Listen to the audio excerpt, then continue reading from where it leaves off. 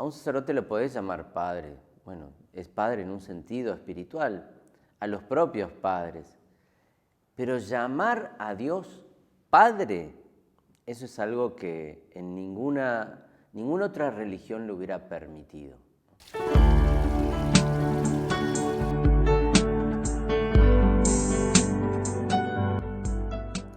¡Padre! Muchas veces la gente nos llama así, ¿no? Y uno se da vuelta. Es muy gracioso, cuando hay una reunión de sacerdotes nos damos vuelta todos. Pero nosotros llamamos Padre, dice Jesús, a uno solo. Y nos invita a llamarlo así. Eso es increíble, ¿no? Porque a un sacerdote lo podés llamar padre. Bueno, es padre en un sentido espiritual, a los propios padres. Pero llamar a Dios Padre, eso es algo que en ninguna otra religión lo hubiera permitido. Cuando Dios se le revela a Moisés, le dice que se debe quitar las sandalias porque está pisando un lugar santo. Junto a la zarza ardiente, Moisés reconoce la santidad y la grandeza de Dios. ¿Cómo yo voy a llegar a ese lugar santo y voy a traspasar ese umbral de la santidad de Dios? No puedo. Si fuera lo suficientemente consciente de eso, no lo pisaría jamás, ¿no? Jamás. Sin embargo, es Jesús el que nos hace traspasar ese umbral, porque Él se acercó a nosotros y desde Él llegamos al Padre.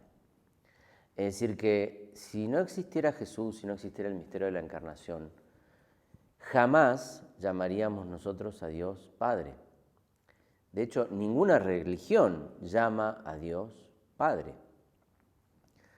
Para los judíos es una blasfemia. Para los musulmanes, merece la muerte alguien que dice eso. Y para las otras religiones, el budismo, el sintoísmo y demás, no hay un padre, porque no hay un ser personal. Entonces, padre es algo propiamente cristiano. Cristo es el Hijo del Padre y por eso nosotros, desde el día de nuestro bautismo, somos hijos adoptivos y podemos llamar a Dios así. Este Padre, llamar a Dios Padre, es algo que implica de nosotros una gran humildad. Es reconocerse hijos, es reconocernos no autosuficientes, sino nuestra debilidad y nuestra incapacidad. Es Dios quien viene en ayuda de nuestra debilidad para que podamos llamar a Dios Padre, dice San Pablo en la carta a los Romanos. Entonces, acá hay un misterio muy grande. A veces, cuando decimos esa palabra Padre, nos puede venir a la imaginación, a nuestra vivencia personal, nuestros propios padres. Y bueno, no todos tienen una buena experiencia con sus padres. Por eso dice el Catecismo de la Iglesia que la purificación del corazón concierne a imágenes paternales o maternales correspondientes a nuestra historia personal y cultural que impregnan nuestra relación con Dios. Dios, nuestro Padre, trasciende las categorías del mundo creado. Transferir a Él o contra Él nuestras ideas en este campo sería fabricar ídolos para adorar y demoler. ¿Qué quiere decir?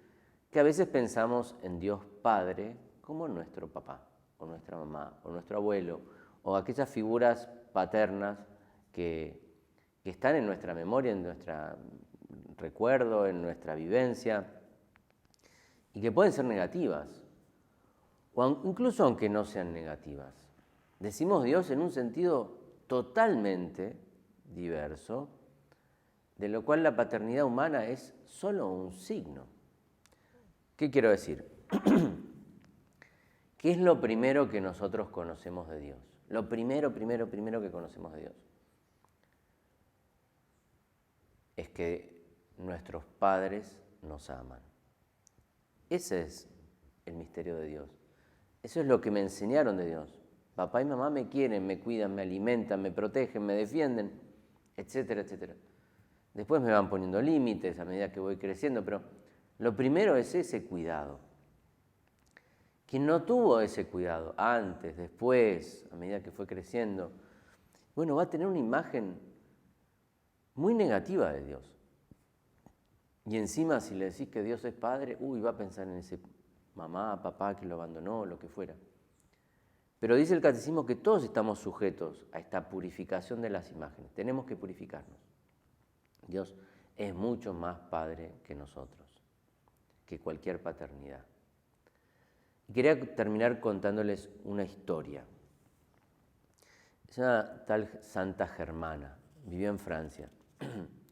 Cuando su madre cuando ella es dada a luz, al poco tiempo, a los pocos años, muere su mamá. Vivían en el campo. Su padre se vuelve a casar con otra mujer y esta mujer no era muy buena y quería sacársela a Germana de la casa. Entonces la manda al campo a cuidar las ovejas.